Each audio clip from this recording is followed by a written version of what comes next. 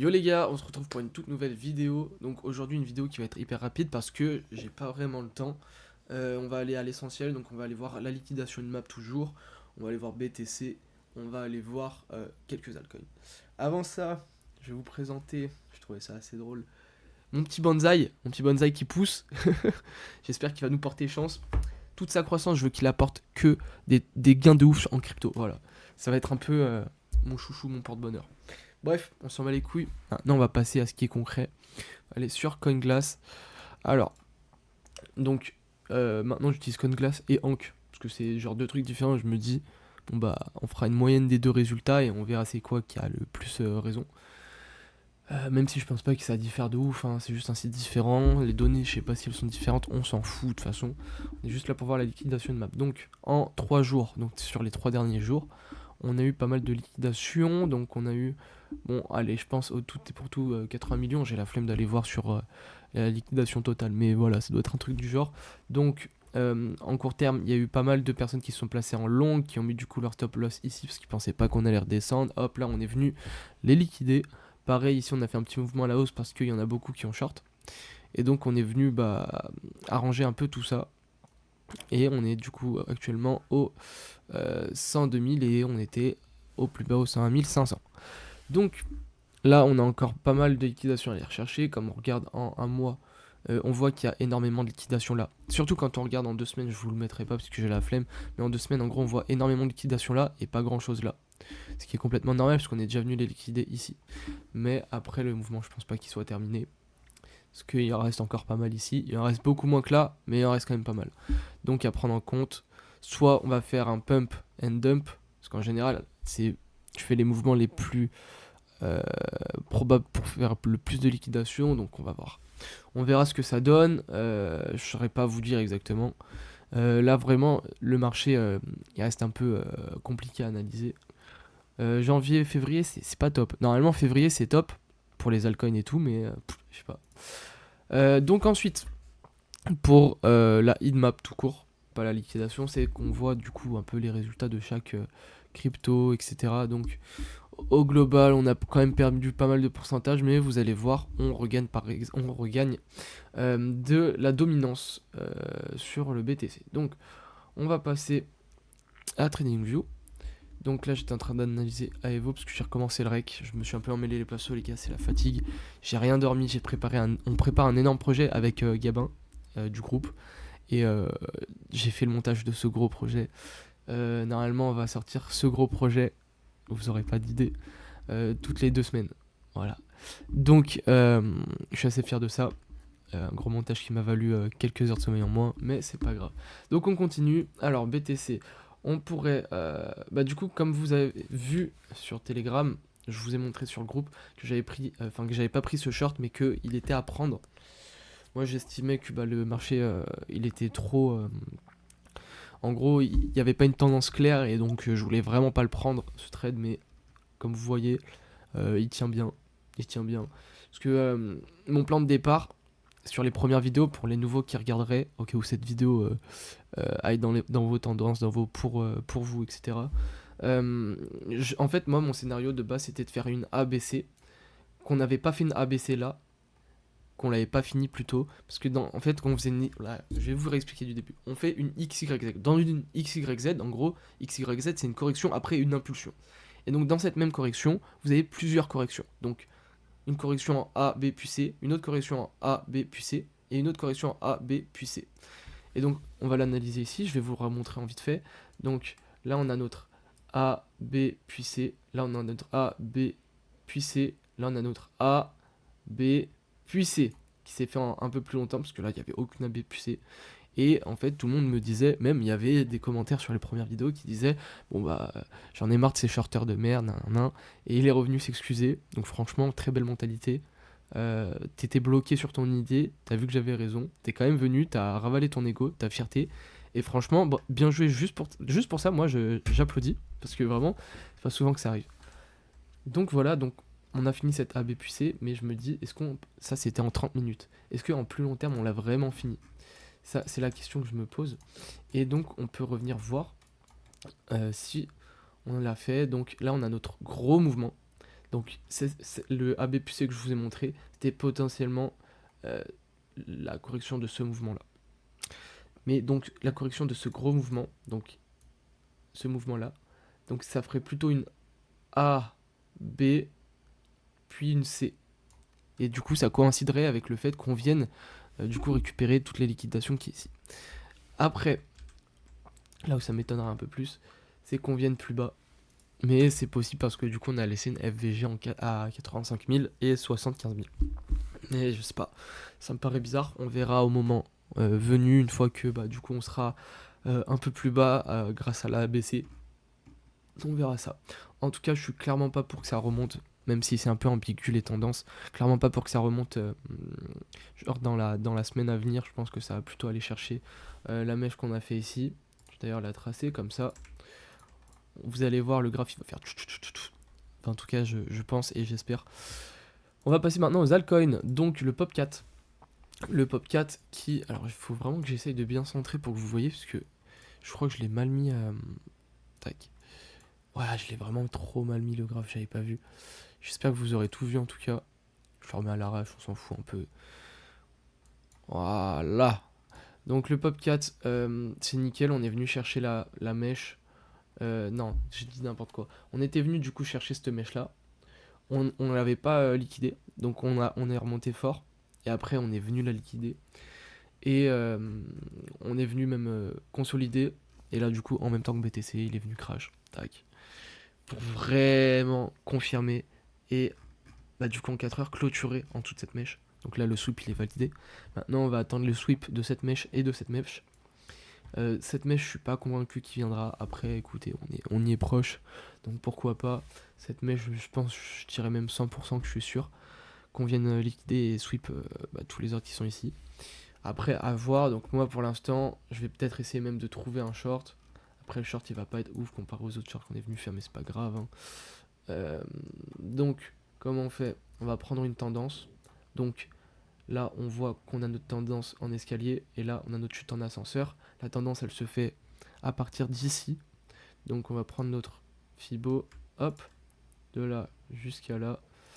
Si du coup il revient au 32,47, je pense que je poserai un joli short. Et avec du coup, tac.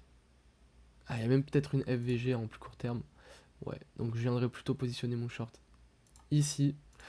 Tac, là. Le stop loss ici, donc 7% ça fait quand même mal, donc je vais rentrer en spot. Ou alors je vais rentrer en long, mais je vais mettre une toute petite part de mon capital. Et là, du coup, je pense qu'on viendrait du coup chercher cet ordre. Qui nous fait quand même un joli 23%, donc un RR de 3. C'est énorme, un RR de 3 déjà. Mais le problème, c'est que 7% les gars, vous prenez 7% à la baisse, vous êtes baisé. Ensuite, pourquoi pas, je clôture 50% ici et le reste là. On va voir comment ça va se profiler durant les prochains jours. Donc, tac, je vais continuer à la mettre là. On verra dans les prochains jours, je vous repasserai le graphe. Ensuite, on a le IO. Je m'étais positionné en court terme au 0,618 de Fibo. On est venu pixel chercher. Mon ordre est passé. Au plus haut, j'étais à plus 80%. J'ai clôturé 50% quand j'étais du coup à 50% de bénéf. Mais parce que j'avais mis un long x10 sur une petite part de mon capital. On est venu du coup corriger très fort en même temps que BTC. Donc maintenant la target ce serait cette mèche. Donc cette mèche, non, cette mèche on les a liquidées. Donc si on continue avec BTC à 96 000, je pense qu'on va avoir un IO aux alentours des 2,10. Donc un short à aller chercher possiblement. On va voir en court terme. S'il vous plaît, merci. Donc en court terme, on voit bien que la tendance, elle se fait de là à là. On essaye de l'inverser. Donc, hop. Pourquoi pas poser un short pareil ici aussi. Un short qui va être un peu plus intéressant, je pense. Moins de pertes et plus de gains. Parce qu'on va quand même aller au 2,10. Hop, hop, hop, hop, hop. Voilà, donc un RR de 12, donc de 3. Donc c'est à peu près globalement la même chose. Voilà, donc... quand même intéressant à prendre, mais on va voir. Désolé les gars, j'étais interrupté. Donc, du coup, je disais que IO, ça peut être intéressant, mais c'est pas non plus un truc de ouf. On va faire encore 2 derniers coins. Voilà, donc Aevo, est-ce que je l'ai passé? Aevo, c'est pareil, en fait. Dès que ça avait down ici, je sais plus c'était quel matin, c'était il y a 4-5 jours, je vous avais fait une vidéo. J'étais rentré du coup aux alentours des 23-24, j'avais buy le dip, et du coup j'étais sorti à peu près vers les 26. J'avais fait plus 300 de gains, donc allez 50%. Non, 60, peut-être 70% de tout ce que j'avais mis. Donc j'avais mis un petit levier x10 également, parce que quand il y a des dips, c'est toujours intéressant de racheter directement après. Voilà, donc Aevo, franchement, il reste stable, ça reste un très bon projet. On était venu du coup liquider la dernière mèche qu'on avait fait. Hop, enfin même l'Equal Low qui est là. Et je crois en plus long terme, ouais non, c'était vraiment le plus bas qu'on est venu faire. Donc très intéressant de se positionner, sachant que bah, du coup c'était un token qui s'est lancé il n'y a pas longtemps. Donc franchement, il était à 3,60. Petit à petit, il commence à se stabiliser autour des 20 à 30. Bah, il est même allé jusqu'aux 60, pour vous dire. Donc franchement, un long très intéressant à prendre. C'est un token hype, assez hype. Le PIT, bon, est-ce qu'il y a quelque chose à dire en court terme? Bon, le PIT, vu que c'est un très bon projet qui est bien soutenu par du coup sa communauté, jamais quand il tombe jamais de beaucoup. Bon, allez, vas-y, on va prendre du top. Et encore, je pars du top, je pars pas de là, ou bref. On est à moins 7%. Donc en prendre un levier, une fois qu'on a une belle inversion de structure, c'est vraiment quelque chose de pas mal. Parce que c'est vraiment un coin stable et un coin bah, pour l'avenir qui est plutôt bullish. Ensuite, du coup, le Mobi, bon bah voilà, il nous fait des big mesh. Parce que du coup, bah, je pense en fait le fait qu'il chute aussi peu, autant, ça fait que bah, toutes les personnes qui avaient pas un énorme portefeuille sont allés tout remettre dans des cryptos avec plus de market cap pour avoir moins de risques. Et donc là, on a vraiment les personnes qui croient au projet, qui buy. Là, les grosses mèches que vous voyez, c'est des personnes qui trouvent que bah, le moment il est opportun pour rebuy du Mobier, qui rentre avec 10 000 d'un coup, etc. Et donc, plutôt pas mal, il s'en sort. On a trouvé notre bottom, je pense. Après, à voir si le Bitcoin il chute aux 80 000, il y a moyen qu'on se tape un moins 20%. J'avais close 50% de ma position à break-even. Et donc là, je suis à moins 90 pour les 300 en levier x10 qui me reste. Mais franchement, je m'en bats les couilles. Je vais recharger. J'espère même qu'on down. Même si je perds de l'argent, là, je vais peut-être perdre 100. Je m'en fous, franchement, je vais juste rebuy. Je vais passer les autres coins que je passe d'habitude. Et puis après, on arrêtera la vidéo. Donc le mate. Le mate, il continue de down. En même temps, les gars, j'ai pas été fin là-dessus. Je me suis dit, allez, c'est parti. On a enfin liquidé les shorts. Peut-être que du coup on va aller aux 110 000 et je peux prendre en court terme beaucoup de gains. Parce que c'est un coin qui sort. Et quand vous avez des coins qui sortent, c'est pour ça qu'en fait toutes les pre-sales, elles font que de retarder leur sortie de coin. En fait, quand vous avez un coin qui sort en même temps que l'alt season arrive, et ben en fait il fait que d'exploser et il down pas dès le début. Et du coup, tout le monde est hype au projet. Et en fait, si vous trouvez le bon timing entre votre projet, la sortie du projet et l'alt season, vous avez le combo gagnant et c'est ce qui va faire de votre crypto une crypto de malade. Enfin, qui va exploser. Là, du coup, on s'est tapé un moins 87% depuis la TH. Heureusement, on n'avait pas bail à la TH. Mais quand même, je me retrouve avec un petit moins 70%. Heureusement, je fais du DCA. J'avais mis, il me semble, 300 ou 400 dessus quand j'avais bail au 0,9. Et là, ça fait depuis 5 jours où je mets 100$ dessus chaque jour. Du coup, ça me fait un prix moyen assez haut. Je me suis quand même tapé un gros moins 60% dessus. Donc, sur les 1500 que j'ai sur ce token, je dois avoir moins 700. Et je compte dedans le MOE. Donc, je sais pas où est-ce qu'il est. Il est là, le MOE. Pareil, je fais du DCA dessus. Donc, sur ces deux cryptos, j'ai accumulé en tout plus de 1500. Voilà. Et donc, c'est des cryptos qui ont un bon potentiel, qui ont été hype il n'y a pas si longtemps. Et si l'altcoin season arrive, bah, si elle arrive bientôt, surtout, en fait, ce coin il va pas avoir été oublié. Sa hype va continuer et je pense qu'on va bien revenir à son ATH. Voilà. Et en plus, c'est même un domaine qui est vraiment hype, les agents IA. Bien que, comme je l'ai dit sur le Telegram, je sais pas si Maxime tu vas passer par là, moi je soutiens pas non plus à 100% les projets agents IA. En tout cas, niveau long terme, niveau court terme, bah, je sais que ça va être la narrative qui va avoir une grosse hype. On a Virtual qui a vraiment connu un énorme boom Donc je me dis pourquoi pas. Après, voilà pour ce qui est du mate, enfin du momate. Ensuite, on a du coup le note, et je vais passer en dernier le token que j'aime beaucoup. Donc le note, pareil, un projet assez hype. Donc vous voyez, il perd pas énormément de pourcentage, surtout qu'on est venu liquider le dernier plus bas, il me semble. Voilà, on est venu liquider ce dernier plus bas. Maintenant, pour venir là, il faut vraiment que le token ait une mauvaise nouvelle dedans, hein. Là, là, ça vient pas que de BTC. Donc, bon, écoutez, on range entre les 4,5 et les 4. Donc voilà, il se passe pas grand chose. Là, le down d'hier, moins 8%, et encore, je crois que ça vient. Ouais, non, moins 8% au total, mais fin. C'est exactement le même que le pit. Communauté hype, statistiquement, c'est parfait. Maintenant, en fait, on attend juste que l'Artisan arrive et que le BTC vienne liquider tous les shorts pour qu'il repart sainement, pour pouvoir exploser dessus. Excusez-moi pour le micro. Et donc, là, ce serait intéressant de trouver un petit long. Regardez, donc, en général, on fait une pattern comme ça. On vient du coup, comme ici, là, on vient du coup faire notre boss. Ensuite, on retrace, hop, hop, et après on explose. Et donc, le but, c'est de se positionner ici. Donc, quand toutes les tendances sont haussières. Donc, en très très long terme, on est baissier parce que du coup, on n'est pas venu casser ici. Mais en moyen terme, on est passé haussier. En court terme, on est passé haussier. Et du coup, là, on continue la tendance haussière. Et le but, c'est d'avoir le gros mouvement. Et donc, du coup, l'objectif, c'est soit de se positionner ici, soit de se positionner là. Et donc, à surveiller, pourquoi? Parce que du coup, comme vous pouvez voir, c'est typiquement ce qu'on a fait. Donc, on est venu faire ça là, ici. Donc, là, c'est parce que je suis en 1 heure, mais si je me mets en 4 heures, vous voyez, on vient d'inverser la tendance.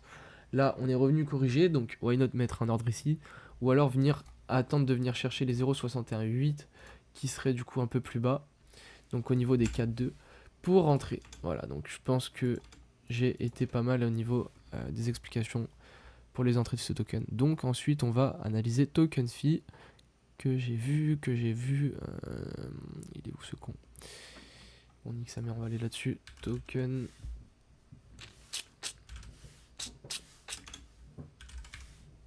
Ah voilà. Donc token fee. Qu'est-ce qui se passe sur token? Alors déjà, on va dégager cette merde. Donc sur token. Exactement pareil que Pit et comment ça s'appelle? Et note. On perd pas énormément. Bon, là, on a quand même perdu 11%. Je crois c'est à peu près globalement ce qu'on a fait sur le Total 3. D'ailleurs, Bitcoin dominance et Total 3, je le fais juste après, j'ai oublié. Donc, voilà. Sinon, globalement, on est dans une tendance haussière. On vient en moyen terme, de faire une tendance. Non, d'inverser la tendance ici. En court terme, bon, bah, on était en tendance haussière. Donc, pourquoi pas se positionner. On va voir les 0,618. Ok, je bug. Donc je pense que je vais me positionner au 3,87, 34,87 pardon. Et un peu plus au long terme, on est venu liquider du coup toutes les positions qu'on a ici, enfin toutes les mèches qu'on a ici, qui étaient juste avant le gros pump au début d'année, au début de l'année dernière de token. Donc là franchement, on a un bottom, on a une inversion. Maintenant, donc, plus que les 0,618 pour pouvoir se positionner et on sera parfait. On va quand même se mettre de là à là, au cas où. Donc, au cas où. Ouais, bah, c'est 34,82 quoi. Bref, donc, voilà pour token. Maintenant, on va aller voir vite fait. Du coup, la BTC dominance. Donc, double top, on a été rejeté. Bah, comme sur le graphe du BTC au final. Double top à court terme, hop. On se fait rejeter. Et à mon avis, on va sûrement peut-être commencer à partir en alt season. ETH qui va continuer de son côté à performer. Voilà, il a vraiment pas été affecté énormément par du coup la chute du BTC. Donc je pense qu'on là on a une inversion de tendance pour BTC ETH. Et donc pourquoi pas venir chercher un long à court terme. Je pense même genre là dans un mois pile il sera à 4000. Pour vous dire, ETH ça revient vite. En général, la liquidité, comme elle fait, elle va toute sur BTC, donc BTC dominance haut, etc. Ensuite, elle se déverse sur ETH, et ensuite sur tous les altcoins. Et c'est la season. Et donc là, je pense, tout le mois de février, / début mars, il va être focus sur ETH, où il va faire que monter. La BTC dominance, à l'inverse, descendre. Et vous avez tous les altcoins qui vont profiter de ça vers, du coup, début mars, et du coup, on va avoir l'alt season. Voilà à peu près, et donc on viendrait chercher un 22% minimum. Donc si vous avez un gros capital que vous voulez pas avoir de risque, parce que pour moi ETH fin du bull run dans tous les cas il sera à 6 000. Donc je pense vous mettez je sais pas 10 000, vous mettez un long x2, donc ça veut dire qu'il faut qu'il fasse 50% quand même pour que... Même s'il y a un gros crash sur BTC, 50% sur l'ETH, je pense pas que ça va venir tout de suite. Donc franchement vous êtes large, quoi qu'il arrive, si vous voyez qu'il passe en dessous de ça, alors là vous pouvez venir chercher un... Enfin vous pouvez mettre un stop loss. Mais bon, 10 000, vous faites un levier x2, ça veut dire vous faites 40% sur votre capital de 10 000, ça veut dire vous faites 5 000. En un mois, franchement c'est pas mal. Si vous voulez vraiment pas de risque. Après on est en crypto les gars, comme d'habitude, on prévoit rien, hein, on peut pas prévoir. Ça se trouve demain, Satoshi Nakamoto il va vendre ses 1 million de bitcoin, le bitcoin il va se retrouver à 5 000. On sait pas ce qui peut se passer, hein. Dans tous les cas, avec chaque investissement que vous faites, quoi qu'il arrive, il arrive. Donc autant prendre les risques au max, tout en les calculant quand même. Donc voilà pour ETH et la BTC dominance. Et maintenant on va voir le total 3. Donc ça réunit tout sauf les 3 plus grosses capitalisations, donc les altcoins en global. Et donc là on s'est fait rejeter, mais on s'est pas fait rejeter des masses comparé à ce que BTC l'a fait. Je suis un peu con, hop. Tac, 5%. 5%, franchement globalement ça va. C'est pas énorme. Après je dis peut-être de la merde, non. Globalement ça va, on est toujours en tendance baissière. On a fait du coup en plus court terme, donc on va venir en 4 heures. Est-ce qu'on est venu rechercher les 0,61 de Fibo? Je crois bien. Ouais, on a même pas clôturé au-dessus. Parce qu'on est du coup venu faire une bougie d'avalement. Donc pour l'instant, je pense qu'on va redescendre encore un peu. Les alts, ils vont bien tous sweep leur dernier lot. Même le total 3. Regardez, moi je pense, on fait un petit truc comme ça là. Tac. On remonte. 0,618. Short. Tac. Là, on vient sweep. On peut même venir sweep celle-là en même temps. Bam. BTC à 96 000. Et après, on remonte. Bam, bam, bam. Et là, alt season. Voilà. Donc, les gars, personnellement, je pense que je vais vous laisser là-dessus. Je pense que j'ai été... Voilà, ça va faire une vidéo de 18 minutes. Mais j'ai été clair. Et surtout, j'ai été... du coup, j'ai fait vraiment de tous les sujets. BTC dominance, altcoin season. J'ai fait surtout. Donc là, vous avez une vidéo hyper complète. Sur ce, moi ce que je peux vous dire c'est que j'ai un groupe toujours Telegram où je partage ça, mais où je suis beaucoup plus actif, je peux répondre à vos questions. Ah, est-ce que tu peux m'analyser par exemple le DYDX? Je peux le faire. Tu peux m'analyser le coin de Binance? Je peux le faire. Vous me posez toutes les questions, je vous aide. C'est un peu comme une formation personnalisée en fait au final. Mais pour l'instant c'est parce que c'est le début du groupe, je vais être au maximum là pour vous aider, pour qu'on se monte tous les uns les autres. Tant qu'on n'est pas beaucoup sur le groupe, je le ferai. Dès qu'on passera, je pense, les 100 membres, pas je le ferai plus, mais juste, je pense, je fermerai l'accès au groupe, ou en tout cas, il sera payant, pour que, du coup, je fasse pas ça dans le vent. Il faut quand même que j'ai un peu d'argent. Je prends pas autant de temps pour rien, si vous voyez ce que je veux dire. Donc, en tout cas, les gars, c'était Albin Crypto. J'espère que, du coup, on se retrouve prochainement pour annoncer les 96 000 du Bitcoin. J'ai hâte. Et dans le cas contraire, dans ce cas, tant mieux. Ça commence un peu plus tôt. Bitcoin, ça me va. Si on va tout de suite au 110 000, ce serait très bien. En tout cas, c'était Albin Crypto. Je vous dis ciao ciao.